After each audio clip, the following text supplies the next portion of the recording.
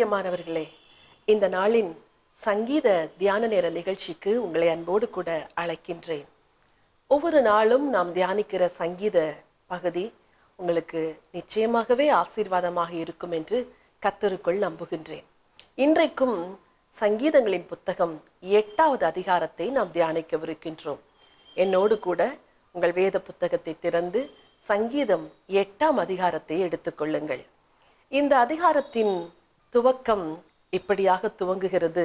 பென்யமீனியனாகிய கூஷ் என்பவனுடைய வார்த்தைகளின் நிமித்தம் தாவீது பாடின சங்கீதம் என்று இந்த சங்கீதத்திற்கு தலைப்பிடப்பட்டிருக்கின்றது.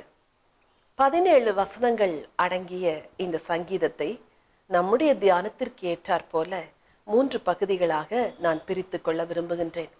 முதல் 5 வசனங்களும் தன்னுடைய வாழ்வில் தேவன் நீதியுள்ள தீர்ப்பு செய்ய வேண்டும் என்று தாவீது செய்த ஜெபமாக அல்லது வேண்டுகோளாக இருக்கின்றது. 6வது வசனமும் 7வது வசனமும் தன்னுடைய எதிராளிகளுக்கு தேவன் நீதியுள்ள தீர்ப்பு செய்ய வேண்டும் என்று தாவீது தேவனிடத்தில் செய்த முறையீடாக இருக்கின்றது. 9வது வசனத்திலிருந்து 17ஆம் வசனம் வரைக்கும் தேவன் நீதியுள்ள நியாயாதிபதியாய் இருந்து துன்மார்க்கருக்கும் நீதிமான்களுக்கும் எப்படி நியாயம் செய்கிறார் என்பதை குறிப்பிட்டு சங்கீதக்காரன் எழுதியிருக்கின்றார்.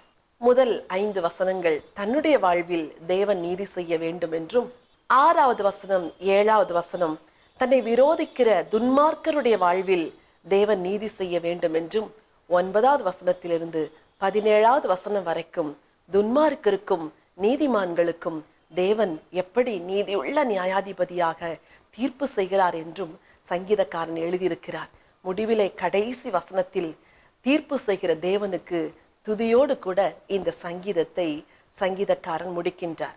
என்னோடு கூட முதல் சில வசனங்களை நீங்கள் வாசிக்க வேண்டும் என்று நான் விரும்புகின்றேன். என் தேவனாகிய கர்த்தாவே, உம்மை நம்பி இருக்கிறேன். என்னை துன்பப்படுத்துகிறவர்கள் எல்லாருக்கும் என்னை விலக்கி ரட்சியும். வசனம் 2, சத்துரு சிங்கம் போல் என் ஆத்துமாவை பிடித்து கொண்டு போய் விடுவிக்கிறவன் இல்லாமையால் அதை பீறாதபடிக்கு என்னை தப்புவியும்.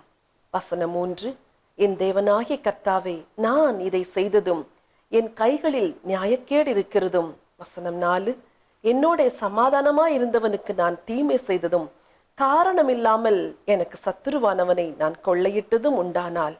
வசனம் 5, பகைஞன் என் ஆத்துமாவை தொடர்ந்து பிடித்து என் பிராணனை தரையிலே தள்ளி மிதித்து என் மகிமையை தூளிலே தாழ்த்த கடவன்.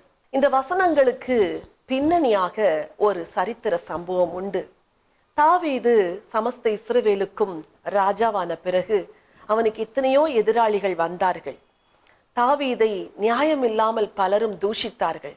2 சாமுவேல் 16ஆம் அதிகாரத்தில் சிமேயி என்ற ஒரு மனுஷன் தாவீதை அவதூறாக தூஷிப்பதை நாம் பார்க்கின்றோம். என்ன சொல்லுகிறார் அவர்?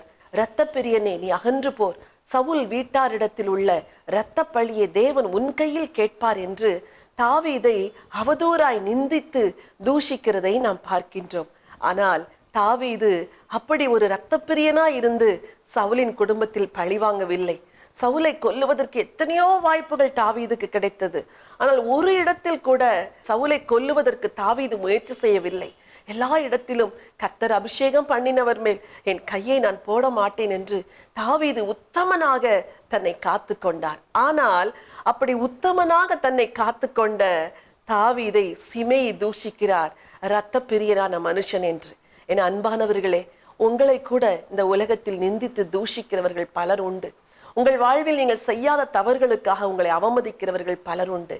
ஆனால் இங்கே சங்கீதக்காரன் எழுதுகின்றான், தேவனே, நான் இதை செய்ததும் என் கைகளில் நியாயக்கேடு இருந்ததும் உண்டானால் என்று சொல்லி அங்கலாய்த்து எழுதுகிறதை நாம் பார்க்கின்றோம். ஆண்டவரே, நான் இந்த அநியாயங்களை செய்யவில்லை, ஆனால் அவதூறாய் நான் பேசப்படுகிறேன். எனக்கு கிருபையாய் நீர் இறங்கும், என்னை தப்புவியும், என்னை ரட்சியும், எனக்கு நீதி செய்யும் என்று முதல் 5 வசனங்களிலே தேவனிடத்தில் கெஞ்சியும் மன்றாடுகிறதை நாம் பார்க்கின்றோம். உங்கள் வாழ்வில் கூட நீங்கள் அநியாயமாய் நிந்திக்கப்படும் பொழுது, அவதூறான வார்த்தைகள் உங்கள் மேல் பேசப்படும் பொழுது, நீங்கள் செய்ய வேண்டுவதெல்லாம் தாவீதை போல மௌனமாய் இருக்க வேண்டுவதுதான். சீமேயை அவ்வளவு தூஷித்தாலும் தாவீது பதிலுக்கு ஏதும் சொல்லாமல் மௌனமாய் இருந்ததினாலே தேவன் தாவீதுக்கு நியாயமான தீர்ப்பு செய்தார். ஆகவேதான் சொல்லுகிறார், தேவனே என்னை ரட்சியும், சத்துரு சிங்கம் போல என் ஆத்துமாவை பீறிக்கொண்டு போய் என்னை விடுவிக்கிறவன் இல்லாது என்னை கொலை செய்யாதபடி என்னை தப்புவியும் என்று சொல்லுகிறான். ஒரு சிங்கத்தின் கையிலே அகப்பட்ட ஒரு மிருகம் தப்பித்துக் கொள்ள வழியே கிடையாது. ஏனெனில் சிங்கம் பலத்த மிருகம், அது சத்துவம் நிறைந்த ஒரு மிருகம், காட்டுக்கு ராஜா என்று சொல்லுகிறார்கள். அப்படிப்பட்ட சிங்கத்தின் வாயில் அகப்பட்ட ஒரு விலங்கு தப்புவதற்கு வாய்ப்பே இல்லை. ஆனால் தாவீது சொல்லுகிறார், அப்படிப்பட்ட சிங்கத்தை போன்ற என் எதிராளிகளின் மத்தியில் நான் சிக்கி இருக்கிறேன், என்னை தப்புவியும் என்று. பிரியமானவர்களே, உங்கள் சிக்கல்கள், உங்கள் சூழ்நிலைகள், உங்களுடைய குடும்பத்தில் உண்டான போராட்டங்கள் எத்தனை கொடூரமானதா இருந்தாலும் உங்களை தப்புவிக்கிறதற்கு ஒரு தேவன் இருக்கிறார். உங்களை விலக்கி ரட்சிப்பதற்கு ஒரு ஆண்டவர் இருக்கிறார். உங்களுக்கு உதவி செய்ய ஒரு நல்ல தேவன் இருக்கிறார். அவர் நிச்சயமாகவே உங்களுக்கு நியாயமான தீர்ப்பு செய்வார். சங்கீதக்காரனாகிய தாவீதை போல நீங்களும் ஆண்டவரை பார்த்து ஜெபம் செய்யுங்கள். எனக்கு நியாயம் செய்யும், எனக்கு நீதி செய்யும், எனக்கு பதில் தாரும் என்று ஜெபத்தை மாத்திரம் ஏறிடுங்கள். நிச்சயமாகவே தேவன் உங்களுக்கு நியாயமான தீர்ப்பு செய்வார். இரண்டாவதாக 6வது வசனமும் 7வது வசனமும் தன் எதிராளிகளுக்கு தேவன் நீதியான தீர்ப்பு செய்ய வேண்டும் என்று தாவீது ஜெபிக்கிற ஜெபமாக அங்கு கோரப்பட்டிருக்கின்றது. இவன் ஒரு ராஜா, நினைத்தால் எதிராளிகளை பட்டயத்தால் கொலை செய்வதற்கு அவனுக்கு சில நிமிடங்கள் ஆகாது. ஆனால் தாவீது அப்படி செய்யவில்லை. தேவனே, நான் விருதாவாக இரத்தத்தை சிந்தினேன் என்று ஒரு நாளும் என்மேல் பழி வராதபடிக்கு இப்படிப்பட்டவர்களுடைய இரத்தத்தை நான் சிந்த மாட்டேன், நீர் எனக்கு நியாயம் செய்யும் என்றுதான் ஜெபிக்கின்றார். இந்த வசனங்களை என்னோடு கூட சேர்ந்து வாசியுங்கள். வசனம் 6, கர்த்தாவே, நீர் உம்முடைய கோபத்தில் எழுந்திருந்து என் சத்துருக்களுடைய மூர்க்கங்களின் நிமித்தம் உம்மை உயர்த்தி எனக்காக விழித்துக் கொள்ளும் நியாய தீர்ப்பை நியமித்திருக்கிறீரே. வசனம் 7, ஜனக்கூட்டம் உம்மை சூழ்ந்து கொள்ளும், அவர்களுக்காக திரும்பவும் உன்னதத்திற்கு எழுந்தருளும். என்ன ஒரு அழகான ஜெபம் பாருங்கள். ஆண்டவரே, என்னை நிந்திக்கிற சத்துருக்கள் இருக்கிறார்கள், ஆனால் நீர் எனக்காக விழித்துக் கொள்ளும், எனக்காக நீர் விழித்துக் கொள்ளும். அதன் பொருள் என்ன? எனக்காக நீர் எழுந்து கிரியை செய்யும், எனக்காக எழுந்தருளும், எனக்காக கிரியை செய்யும், எனக்காக வழக்காடும். இப்படிப்பட்ட ஜெபங்களுக்கு பதில் கொடுக்க தேவன் இன்றும் ஜீவனோடு இருக்கின்றார். உங்கள் நியாயங்கள் மறுக்கப்படும் பொழுது நியாயத்தை தேவனிடத்தில் எடுத்து செல்லுங்கள். உங்கள் நீதி அவமதிக்கப்படும் பொழுது உங்கள் நீதியை நீதியுள்ள நியாயாதிபதியினிடத்தில் எடுத்து செல்லுங்கள். உங்கள் எதிராளிகள் அநியாயமாக உங்களுக்கு விரோதமாக எழும்பி நிற்கும் பொழுது அவர்களோடு வழக்காடாதிருங்கள். தேவனிடத்தில் உங்கள் நீதியை எடுத்து செல்லுங்கள். உங்கள் எதிராளிகளுக்கு அவரே நீதியுள்ள தீர்ப்பை கொடுப்பார். ஒருவேளை அநியாயமாய் நீங்கள் உபத்திரவப்படுத்தப்படுகிற சூழ்நிலை இருக்கும் என்றால் இன்றைக்கு ஆண்டவருடைய வார்த்தையை உள்ளத்தில் ஏற்றுக்கொள்ளுங்கள். எனக்காக விழித்துக் கொள்ளும் என்று சொன்ன அந்த ஜெபத்தை தேவன் கேட்டாரா? கேட்டார். தேவன் விழித்தாரா? தேவன் விழித்தார். எல்லா ஜனங்களுக்கும் மத்தியில் எல்லாருக்கும் முன்பதாக தாவீதின் தலையை உயர்த்தின அதே தேவன், தாவீதை உயர்த்தியதுதான் தேவன் செய்த நீதியான நியாய தீர்ப்பு. உங்களுடைய தலையையும் தேவன் உயர்த்துகிற நாள் வருகிறது. அதுவரைக்கு தேவனுக்காய் காத்திருங்கள், மௌனமாயிருங்கள். ஒரு நீதியுள்ள நியாயாதிபதி உங்கள் எதிராளிகளுக்கு நியாயம் செய்வார், உங்களுக்கும் நியாயம் செய்வார். இந்த சங்கீதத்தின் 3வது பகுதி 8வது வசனத்திலிருந்து 17வது வசனம் வரைக்கும் ஆண்டவர் எப்படி துன்மார்க்கருக்கு நீதி செய்கிறார், நீதிமானுக்கு எப்படி நீதி செய்கிறார் என்பதை அழகாக பகுத்து பிரித்து இந்த சங்கீதத்திலே எழுதப்பட்டிருக்கிறது. சில வசனங்களை என்னோடு கூட வாசியுங்கள். நீதிமான்களுக்கு தேவன் எப்படி நியாயம் செய்கிறார், அதைத்தான் நாம் முதலாவது பார்க்க போகிறோம். வசனம் 8, கர்த்தர் ஜனங்களுக்கு நியாயம் செய்வார். கர்த்தாவே, என் நீதியின்படியும் என்னிலுள்ள உண்மையின்படியும் எனக்கு நியாயம் செய்யும். வசனம் 9, துன்மார்க்கனுடைய பொல்லாங்கை ஒழிய பண்ணும், நீதிமானை ஸ்திரப்படுத்துவீராக. நீதி உள்ளவராயிருக்கிற தேவரீர் இருதயங்களையும் உள்ளிந்திரியங்களையும் சோதித்து அறிகிறவர். வசனம் 10, செம்மையான இருதயம் உள்ளவர்களை ரட்சிக்கிற தேவனிடத்தில் என் கேடகம் இருக்கிறது. வசனம் 11, தேவன் நீதியுள்ள நியாயாதிபதி. இந்த வசனங்கள் எல்லாம் எதை குறிப்பிடுகிறது? தேவன் இருதயங்களையும் உள்ளிந்திரியங்களையும் சோதித்து அறிகிற தேவன். வழக்காடும்படி அநேகர் நீதிமன்றத்திற்கு செல்லுகிறார்கள்.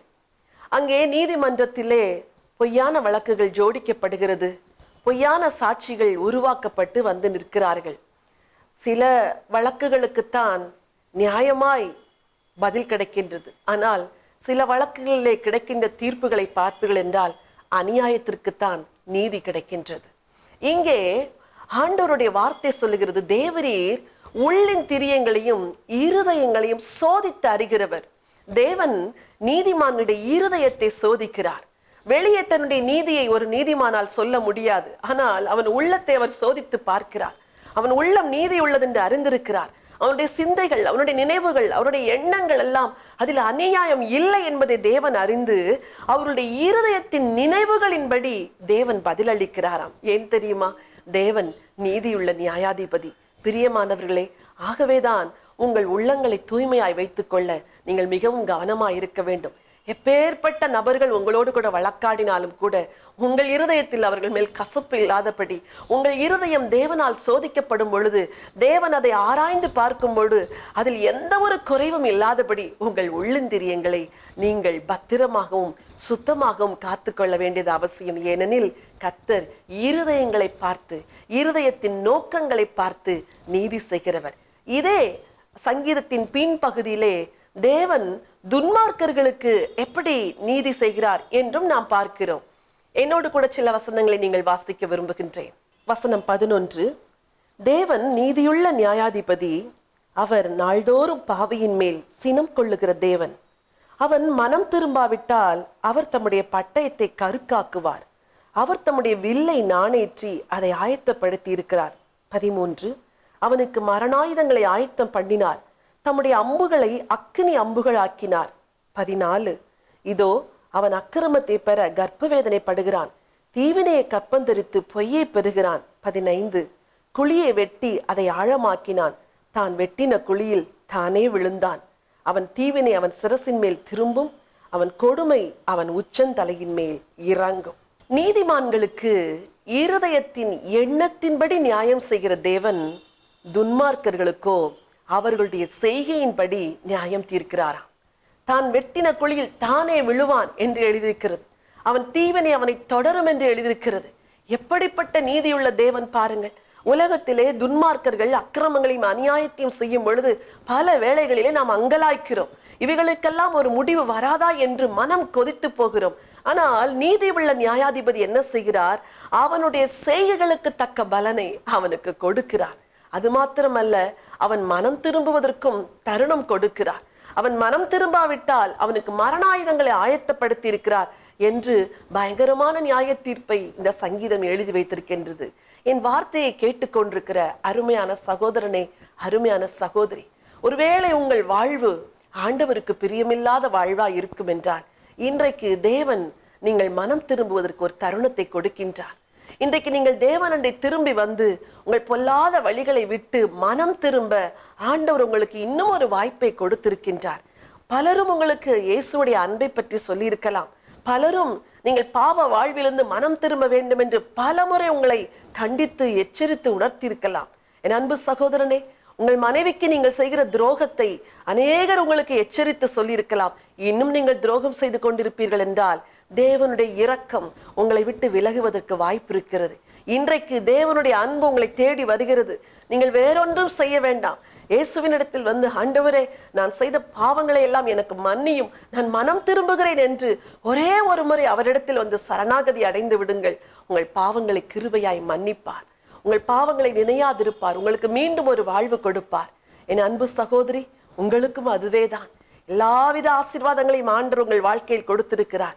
ஆனால் தேவனை தேட மனமற்று தேவனுக்கு பிரியமில்லாத வழிகளில் நீங்கள் நடந்து கொண்டிருக்கிறதை ஆண்டவர் பார்க்கின்றார். அவர் அறிகின்றார். இன்றைக்கு மனம் திரும்புவதற்கு ஒரு வாய்ப்பை கொடுக்கின்றார். அவன் மனம் திரும்பினால் அவனுக்கு இரக்கம், மனம் திரும்பாவிட்டால் மரணாயுதங்களை அவனுக்கு ஆயத்தப்படுத்தியிருக்கிறார் என்று பயங்கரமான ஒரு நியாய தீர்ப்பை இந்த சங்கீதம் சொல்லுகிறது. அப்படிப்பட்ட நியாய தீர்ப்பு உங்கள் வாழ்க்கையில் வரக்கூடாது. உங்கள் சந்ததியின் வாழ்க்கையில் வரக்கூடாது. உங்கள் குடும்பத்தில் ஒருவருடைய வாழ்க்கையில் வரக்கூடாது. நீங்கள் இன்றைக்கு மனம் திரும்புங்கள். இதுவே இரட்சண்ய நாள். கடைசியாக இந்த சங்கீதம் இப்படியாக ஒரு வார்த்தையை சொல்லி முடிக்கின்றது. நான் கர்த்தரை அவருடைய நீதியின்படி துதித்து உன்னதமான கர்த்தருடைய நாமத்தை கீர்த்தனம் பண்ணுவேன். என்ன ஒரு அழகான வார்த்தை பாருங்கள். நான் கர்த்தரை கீர்த்தனம் பண்ணுவேன். ஏன்? அவர் நீதி செய்கிறவர். எனக்கு நீதி செய்தார், என்னை விரோதித்தவர்களுக்கு நீதி செய்தார். இந்த உலகத்திலே துன்மார்க்கர்களுக்கும் நீதிமான்களுக்கும் அவர் நீதி செய்தார். இதை அறிந்து கொண்ட சங்கீதக்காரன் கர்த்தரை அவருடைய நீதியின்படி துதித்து உன்னதமான தேவனை கீர்த்தனம் பண்ணுவேன் என்று சொல்லி இந்த பாடலை எழுதி வைத்திருக்கின்றார். இன்றைக்கு இந்த சங்கீதம் உங்களோடு கூட பேசி இருக்கிறது என்று கர்த்தருக்குள் நான் நம்புகின்றேன். உங்களுக்காக நான் ஜெபிக்கட்டுமா? அன்பின் பரலோக பிதாவே, அண்ட சராசரத்தையும் படைத்து மனிதர்களை எல்லாம் உருவாக்கி எல்லா நினைவுகளின் தோற்றங்களையும் அறிகிற தேவனாய் நீர் இருக்கிறதற்காய் ஸ்தோத்திரம். உம்மை நம்புகிற பிள்ளைகளுக்கு நீர் எப்போதும் நீதி செய்கிற தேவனப்பா. சங்கீதக்காரனாகிய தாவீதை அவனுடைய எதிராளிகள் விரோதிகள் எல்லாம் தூஷித்து அவமதித்த பொழுது தன்னுடைய நியாயத்தை விசாரிக்கிற தேவனிடத்தில் எல்லாவற்றையும் கொண்டு சென்று சாட்டிவிட்ட போது நீர் உம்முடைய பக்தனுக்கு, உம்முடைய தாசனுக்கு நியாயம் செய்தீரே. நீர் நீதியுள்ள நியாயாதிபதி என்று நாங்கள் அங்கீகரிக்கிறோம், ஏற்றுக்கொள்கிறோம். இன்றைக்கும் என்னுடைய வார்த்தையை கேட்ட உம்முடைய பிள்ளைகளுக்கு உம்முடைய நீதியை விளங்க பண்ண வேண்டும் என்று உம்முடைய அடியால் நான் ஜெபிக்கின்றேன். எந்தெந்த காரியங்கள் எல்லாம் அநீதியால் ஆண்டவரே அவமதிக்கப்பட்டு துக்கத்தோடு துன்பத்தோடு உம்முடைய பிள்ளைகள் வாழ்ந்து கொண்டிருக்கிறார்களோ, நீதிமான்களாய் வாழுகிறது நிமித்தம் உம்முடைய பிள்ளைகளுக்கு இழைக்கப்படுகிற எல்லா நீதிகளையும் நீர் அறிந்திருக்கிறதற்காய் ஸ்தோத்திரம். நீதியுள்ள நியாயாதிபதியே, உம்முடைய பிள்ளைகளுக்கு நீர் பதில் செய்ய வேண்டும் என்று உம்முடைய அடியால் நான் ஜெபிக்கின்றேன். இந்த பூமியிலே துன்மார்க்கம் தலைவிரித்து ஆடுகிற அந்த நாட்களிலே துன்மார்க்கர்களின் செய்கைகளுக்கு தக்கதாக பலனளிக்கிற தேவன் நீர். ஆண்டவரே, அப்படிப்பட்ட கிரியைகள் இந்த நாட்களில் நடத்தி வருகிறீர். அதற்காக உமக்கு கோடி ஸ்தோத்திரம். அநீதியாய் அவமதிக்கப்படுகிற பிள்ளைகளுக்கு, துன்மார்க்கரால் ஆண்டவரே பலவிதமான சோதனைகளுக்கு உட்படுகிற பிள்ளைகளுக்கு நீ நீதி செய்வீராக. நீர் அப்படி செய்ய உண்மையுள்ளவராய் இருக்கிறதற்காய் ஸ்தோத்திரம். ஆண்டவரே, பாவிகள் மனம் திரும்புவதற்கு நீர் கிருபையாய் தருணம் கொடுக்கிற தேவன் அல்லவா? என்னுடைய வார்த்தையை கேட்டுக்கொண்டிருக்கிற உம்முடைய பிள்ளைகளில் அநேகருடைய வாழ்க்கையில இந்த நாள் ஒரு ரட்சிப்பின் நாளாய் வரட்டும். உம்முடைய நியாய தீர்ப்பு அவர்களை சந்திப்பதற்கு முன்பதாக உம்முடைய கிருபைக்கு அவர்கள் கீழ்ப்பட்டு விட நீர் இரக்கம் செய்ய வேண்டும் என்று ஜெபிக்கின்றேன். ஆண்டவரே, எத்தனையோ முறை ரட்சிப்பின் அழைப்பு தங்களை தேடி வந்தும் அலட்சியம் பண்ணி அவமதித்து ரட்சிப்பை தூஷித்த ஜனங்களுக்காக நான் வேண்டிக் கொள்கிறேன். இன்றைக்கு என் வார்த்தையை கேட்டுக்கொண்டிருக்கிற இந்த குடும்பத்தில் யாராவது அப்படி இருப்பார்கள் என்றால் உம்முடைய அன்பு அவர்களை தொடுவதாக, உம்முடைய ரட்சிப்பு அவர்களை சந்திப்பதாக, இந்த நாள் அவர்களுடைய ரட்சிப்பின் நாளாய் மாறட்டும் என்று சொல்லி உம்முடைய அடியால் நான் ஜெபம் செய்கிறேன். ஆண்டவரே, உம்முடைய கிருபையை அவமதிக்காதபடி, உம்முடைய அன்பை அலட்சியம் பண்ணாதபடி இந்த மீட்பை ஏற்றுக்கொள்ள மனக்கண்களை திறப்பீராக. கர்த்தாவே, நீர் அப்படி செய்கிறதற்காய் உமக்கு கோடி ஸ்தோத்திரம். ஆண்டவரே, நீ நீதியுள்ள நியாயாதிபதியா இருக்கிறபடினாலே இந்த பூமி முழுவதிலும் உம்முடைய நீதியுள்ள ஆட்சி வரட்டும் என்று சொல்லி ஜெபிக்கிறேன். உம்முடைய ராஜ்யம் வருவதாக, உம்முடைய சித்தம் பரலோகத்தில் செய்யப்படுவது போல இந்த பூமியிலும் செய்யப்படுவதாக. ஆண்டவரே, நீர் அப்படி செய்கிறதற்காய் ஸ்தோத்திரம். விசேஷமாய் தன்னுடைய வாழ்க்கையில ஒரு நீதிக்காக கண்ணீரோடு இப்பொழுது ஜெபித்துக் கொண்டிருக்கின்ற குடும்பத்துக்காய் நான் வேண்டிக் கொள்கிறேன். இரட்சகர் இயேசுவின் நாமத்திலே உம்முடைய பிள்ளைகளுக்கு நீதி கிடைப்பதாக. நீதிமன்றங்களிலே ஆண்டவரை மறுக்கப்பட்ட அவமதிக்கப்பட்ட எல்லா காரியங்களும் உடைய பிள்ளைகளுக்கு சாதகமாய் வரட்டும் என்று சொல்லி நான் ஜெபிக்கின்றேன். ஆண்டவரே, நீதியான ஒரு பதில் இந்த மாதத்திலே இவர்களை தேடி வரப்போகிறதற்காய் ஸ்தோத்திரம். கர்த்தரே அதை செய்ய போறதற்காய் உமக்கு நன்றி. உடைய கரங்களிலே ஒப்புக் கொடுக்கிறேன். ஆசீர்வதிங்க ஆண்டவரே, வழி நடத்துங்க, பெரிய காரியங்களை செய்யுங்க. இரட்சகரும் அருமை மீட்பெருமாம் இயேசு கிறிஸ்துவின் நாமத்தில் ஜெபிக்கின்றேன் ஜீவனுள்ள நல்ல பிதாவே, ஆமென், ஆமென். பிரியமானவர்களே, நீதியுள்ள தேவன் உங்களுக்கு இருக்கின்றார். அவர் உங்களுக்கு நீதி செய்வார். தைரியம் கொள்ளுங்கள், அவரை ஸ்தோத்திரியுங்கள். கர்த்தர் உங்களுக்கு பெரிய காரியங்களை செய்வார். God bless you. இயேசுவின் இயக்கம் என்ற ஊழியம் இயேசுவின் அன்பையும் இயேசுவின் வார்த்தையையும் பூமியின் கடைசி மனிதனுக்கும் கொண்டு செல்ல வேண்டும் என்ற தரிசனத்தோடு ஸ்தாபிக்கப்பட்டதாகும். சகோதரர் டாக்டர் ஆண்ட்ரூ தேவ், சகோதரி டாக்டர் ஜெயராணி ஆண்ட்ரூ தேவ் குடும்பமாய் செய்து வரும் இவ்வூழியங்களின் மூலம் நற்செய்தி கூட்டங்கள், எழுப்புதல் முகாம், குடும்ப முகாம், வாலிபர் ஊழியங்கள், பெண்கள் ஊழியங்கள், சிட்டிலைட் ஜெபக்குழுக்கள், புத்தக ஊழியம், ஒளி நாடாக்கள், மருத்துவ சேவை, இவைகளோடு வேதாகம பயிற்சி கல்லூரி என 10 வகை ஊழியங்கள் இவ்வியக்கத்தின் மூலம் நடைபெற்று வருகின்றன. இந்த நிகழ்ச்சியின் மூலம் நீங்கள் பெற்ற ஆசீர்வாதங்களை எங்களுக்கு தெரியப்படுத்துங்கள். இந்த ஊழியத்தை உங்கள் ஜெபங்களாலும் காணிக்கைகளாலும் தாங்குங்கள். நீங்கள் எங்களோடு தொடர்பு கொள்ள வேண்டிய முகவரி: பைபிள் கால்ஸ் 4/557 வலையாபதி சாலை, Mogappair east, Chennai 37, India. Contact number 919244448080, 9189393739. Our email ID biblecalls@gmail.com. Our website www.thejesusmission.in, www.biblecalls.com. இந்த ஊழியத்தை உங்கள் பொருளாலும் காணிக்கையாலும் தாங்க அன்போடு அழைக்கிறோம். எங்கள் வங்கி விவரம்: Bible calls, account number 189010001658, Axis Bank, Chennai 7, IFS code UTIB 0000189. எமது நிகழ்ச்சிகளை தொடர்ந்து பைபிள் டிவி வெப் டிவியிலும் காணத் தவறாதீர்கள். Website www.bibletv.tv. இறைவன் இயேசு உங்களை ஆசீர்வதித்து காப்பாராக.